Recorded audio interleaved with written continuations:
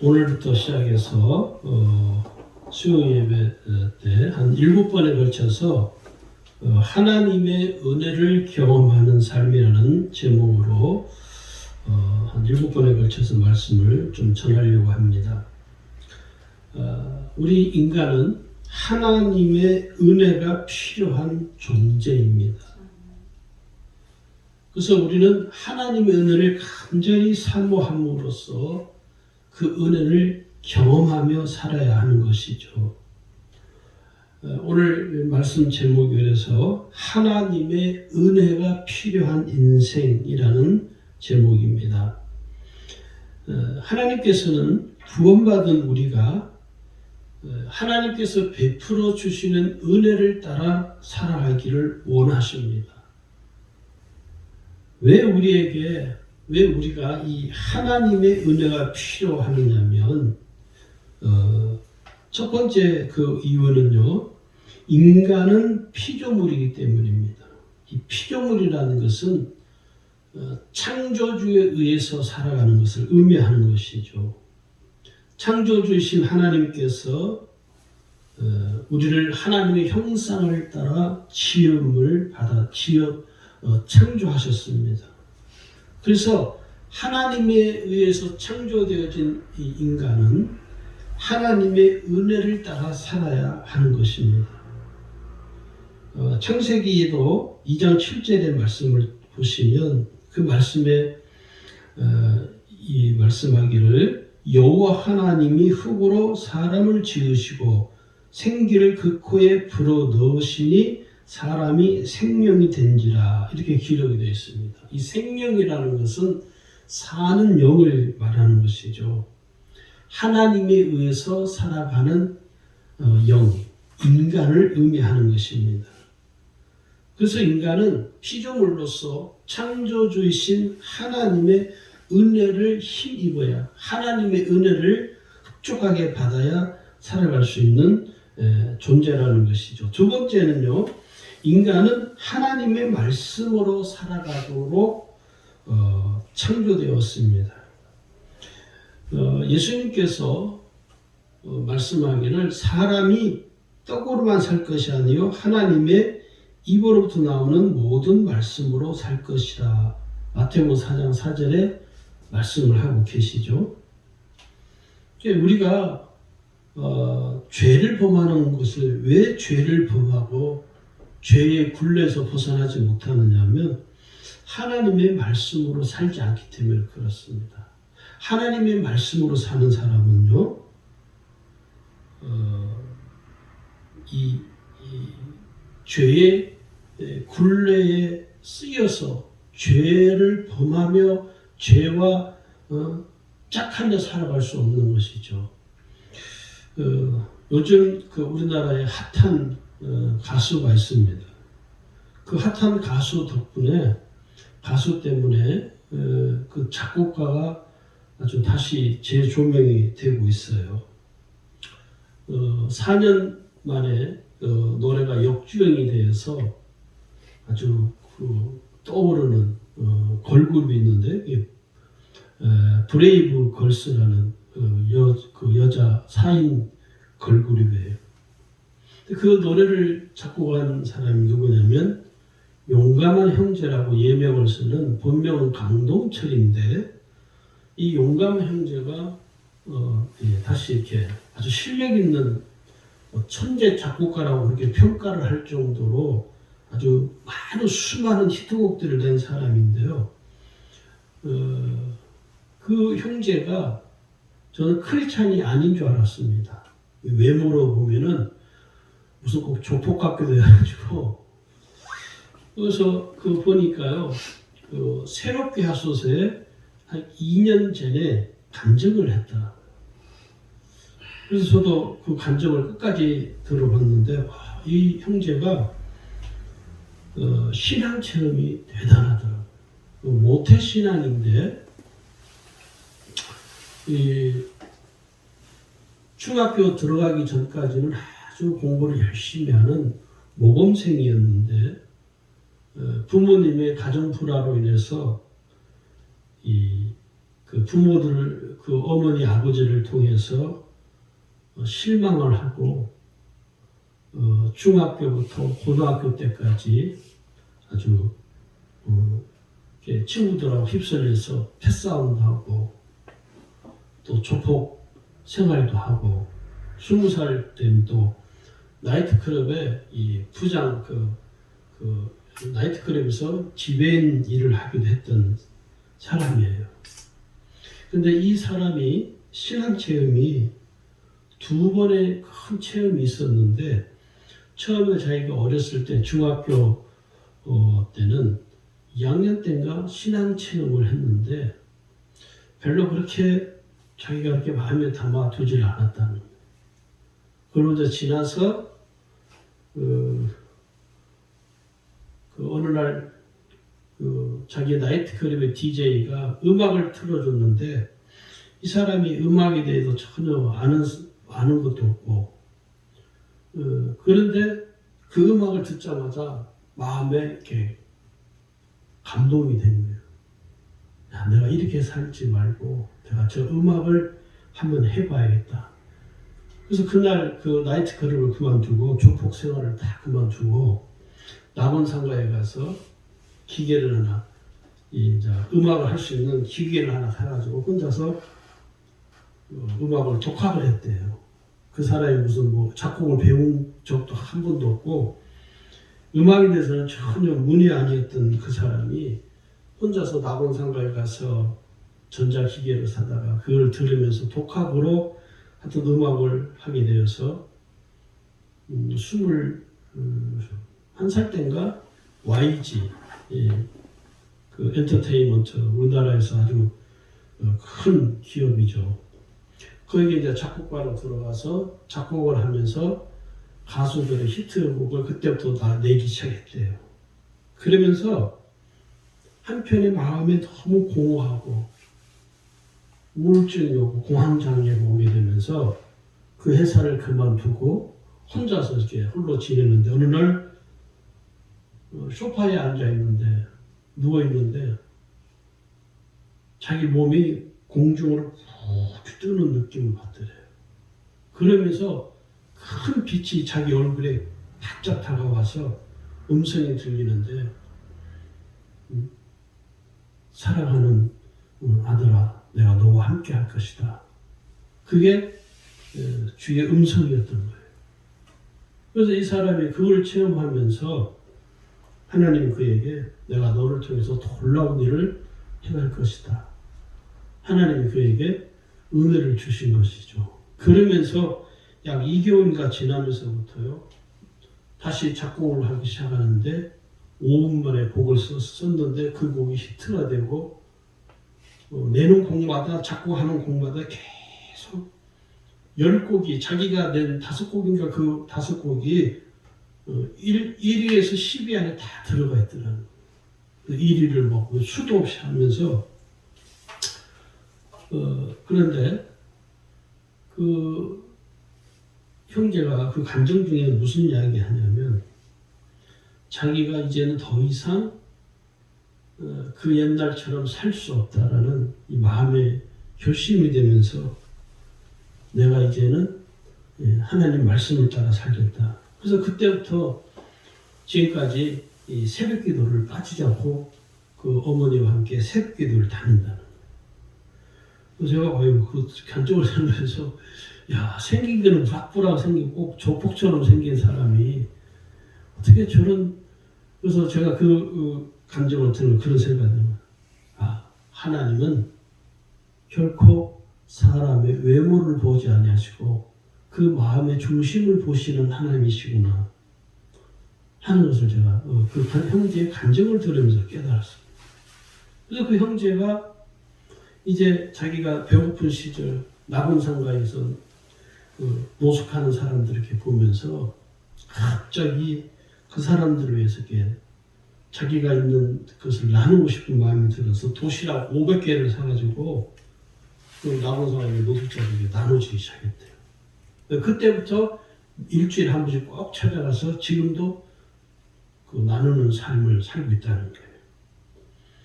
그 형제 마지막 감정이 이런 이야기 하는 거예요. 자기가 하나님 앞에 천국 갔을 때 잘 살았다. 참으로 잘 살다 왔다고 그 말을 듣는 것이 이제 소문이 되었다. 그러니까 하나님은요, 인간은 하나님의 말씀으로 살아가도록 창조되었기 때문에 그저 그 형제를 보면서 온전한 신앙으로 살아가는 사람의 아주 참 좋은 모습이 아닐까. 전에는 하나님 말씀대로 살지 않다가 이제는 하나님의 말씀으로 살아가니까 하나님께서 그에게 은혜를 주시고 또 작곡할 수 있는 영감도 주시고 은혜도 주시고 또 자기는 자기가 무슨 노래를 음악을 잘라서 하는 것이 아니라 하나님이 주신 달란트를 따라서 이 곡을 쓴다는 거예요. 그러니까 그 사회자가 그러면 형제님 기왕이면 이 하나님을 찬양하는 찬양곡도 좀 쓰면 안 되겠냐고. 안 그래도 지금 그걸 준비하고 있다고. 찬양곡을 같이 일하는 작곡가 몇 명이 크리스찬이 있대요. 그래서 그 크리스찬 작곡가들하고 지금 찬양을 지금 준비하고 있다고. 그래서 정기적으로 이제 앞으로 찬양곡도 낼 거라고. 참 인간은 결국은 뭐냐면 하나님의 말씀으로 살면 하나님이 그 사람의 삶 속에 하나님이 깊이 개입하셔서 섭리하셔서 하나님이 그 삶을 이끌어가 주시는 것이죠. 자, 세 번째는요. 왜 인간에게 하나님의 은혜가 필요하느냐 하면 구원받은 하나님의 자녀이기 때문입니다. 하나님께서는 그의 자녀들이 항상 은혜를 베풀어 주시기를 원하십니다. 그래서 우리가 나의 아버지이신 그 하나님께서 나를 돌보시고 은혜 베풀어 주시는 그 아버지이신 하나님의 은혜를 우리가 받는 것은 하나님이 나의 아버지가 되시기 때문에 그런 것이죠. 성경에도 마태복음에도 그런 구절이 있죠. 마태복음 7장 9절 11절에 보면 너희 중에 누가 아들이 떡을 달라 하는데 돌을 주고 생선을 달라 하는데 뱀을 줄 사람이 있겠느냐 라는 구절이 7장 9절에 말씀을 하죠. 하나님은 하나님의 자녀들에게 아버지로서 그 자녀들에게 은혜를 때를 따라 돕는 은혜를 베풀어 주신다는 것입니다. 그다음 마지막으로 네 번째는 뭐냐면 천국 백성이기 때문에 우리에게 은혜를 베풀어 주십니다. 하나님 우리에게 끊임없이 계속해서 지속적으로 은혜를 주시는 이유는요. 우리가 천국에 잘 이룰 수 있도록 천국에 이르는 삶을 그 마침표를 찍을 수 있도록 하나님이 우리를 끝까지 천국에 이를 때까지 우리에게 은혜를 베풀어 주시는 것입니다. 우리가 그것을 한번 생각해 보면 내가 하나님으로부터 은혜를 받을 만한 자격이 없는데도 불구하고 하나님은 계속해서 끊임없이 계속 은혜를 주시거든요. 왜 그럴까? 천국에 이를 때까지 내가 천국에 하나님 앞에 이를 때까지 그 하나님 아버지께서는 내게 은혜를 때를 따라 돕는 은혜를 계속 베풀어 주시는 것이죠. 때로는 이 모양으로 주시기도 하고 때로는 저 모양으로 주시기도 하는 이유는 내가 천국에 잘 도착하도록. 여러분 천국에 내가 천국 가는 믿음이 있다. 그렇다고 해서 천국에 가는 게 아니고 하나님이 내게 천국에 이룰 수 있는 은혜를 주시지 아니하시면요 우리가 천국 갈 수 있다라는 보장.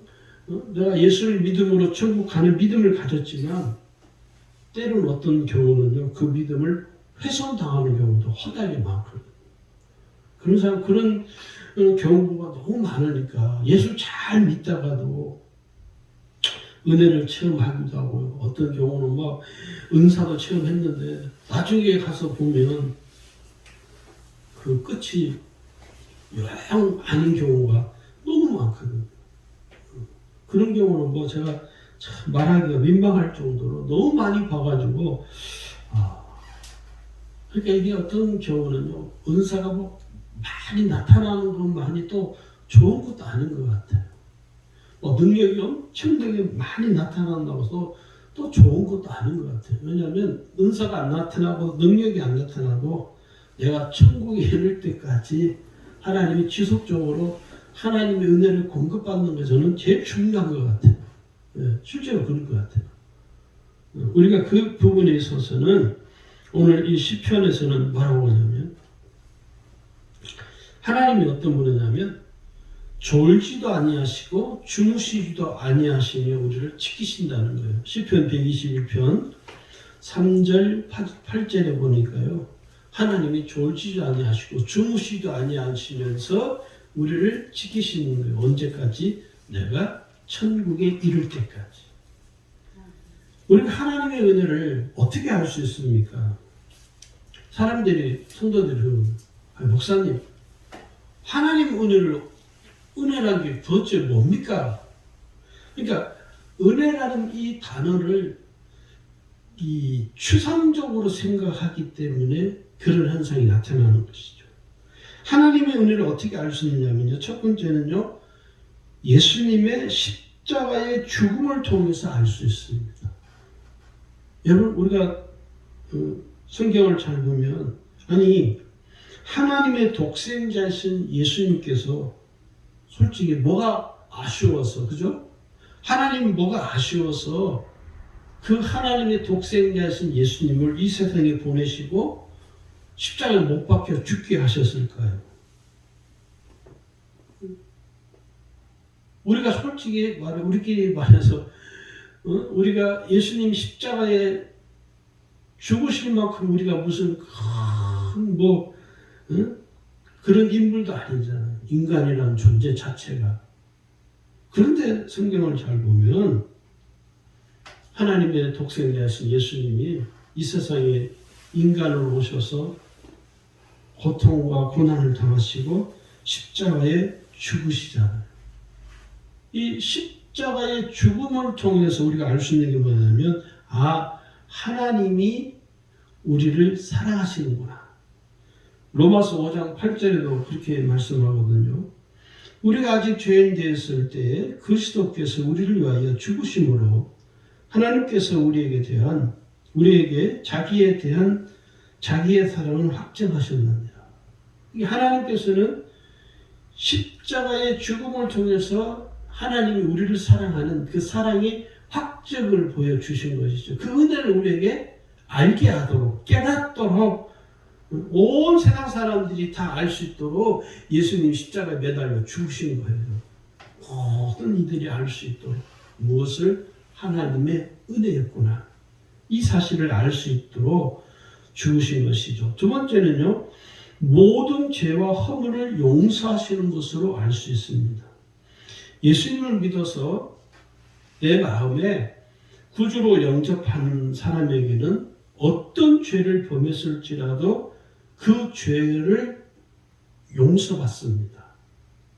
살인자라 할지라도 여러분, 행악자라 할지라도 두 행악자 강도가 있었잖아요. 그 행악자가 한 사람이 예수님께 당신의 나라가 임하거든 나를 기억해달라고. 그 사람에게 예수님이 뭐랍니까? 네가 나와 함께 낙원에 있으리라. 구원의 은혜가 그에게 임한 것이죠. 그를 용서해 주시는 것이죠. 그 예수님께서 십자가에 죽으신 것은 오늘 많은 사람들의 죄를 대신해서 대속물이 되어 주시기 위함입니다. 예수님 나를 대신해서 속죄제물이 되심으로 내 모든 죄와 허물을 대신 담당하심으로 내게 은혜를 베풀어 주신 것이죠. 그 다음에 세 번째는요. 하나님 우리를 어떻게 알 수 있냐면 기도에 응답하심으로 알 수 있습니다. 이 기도는 하나님께서 구원받은 사람들, 즉 성도들이죠. 그 성도들에게 베풀어 주시는 최대의 은혜의 선물입니다. 만약에 여러분 하나님께서 우리에게 기도를 주시 않았다면 우리는요 절망입니다. 사실 내가 힘쓰고 애쓰고 이 세상에서 내가 노력하고 수고해야 얻을 수 있는 것이죠. 그런데 오늘 주님은 우리에게 기도를 가르쳐 주시면서 전에는 너희가 내 이름으로 구하지 않았으나 이제는 구하라. 구하는 자에게 내가 응답하여 줄 것이라고 약속을 하셨죠. 그래서 우리는 이 기도 응답을 통해서 하나님이 내게 지금 은혜를 주시는구나. 내가 기도하는 것은 하나님 내게 은혜 주시기 위해서 나에게 기도하는구나. 그래서 우리가 기도하는 하는 것은요 하나님의 은혜입니다. 왜? 하나님이 내 기도에 응답해 주시기 위해서 은혜를 주시기 위해서 하나님 우리에게 지금 뭐라고 하냐면 기도하라, 부르짖으라, 구하라 그렇게 말씀하거든요. 그래서 우리는 이 기도를 통해서 하나님의 은혜를 우리가 공급받는구나, 하나님의 은혜를 내가 경험할 수 있구나 하는 것을 알게 되는 것이죠. 오늘 본문을 잘 보면 음행 중에 잡혀온 여자가 소개되죠.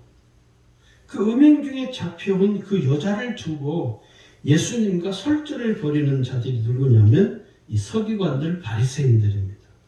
이 서기관들 바리새인들이 예수님과 이제 예수님을 고발하기 위한 조건을 찾기 위해서 이 설전을 벌여요. 도대체 예수라는 자가 이 음행한 여인에 대해서 어떻게 처리하는가 우리가 주목하여 보자.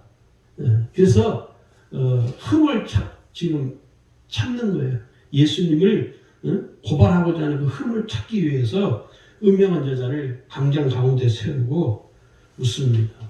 선생님, 모세 율법에 음행한 자는 그 현장에서 돌로 쳐 죽이는 법이 있는데 당신은 이 일에 대해서 어떻게 판단하십니까? 수많은 사람들이 지금 이렇게 진을 치고 다 보고 있는 것이죠.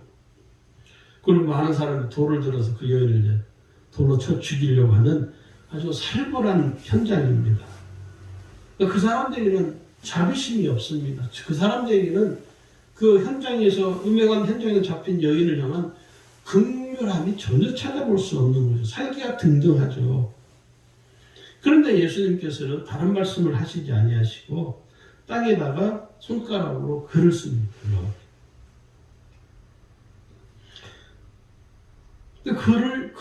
무슨 글을 썼는지는 성경에 명확하게 밝히지를 않습니다. 모든 사람들이 이 음행한 여자에 대해서 어떻게 말할 것인가 예수님만 쳐다보고 있는데 예수님은 말씀을 하지 않고 손가락으로 땅에다 글을 쓰기 시작합니다.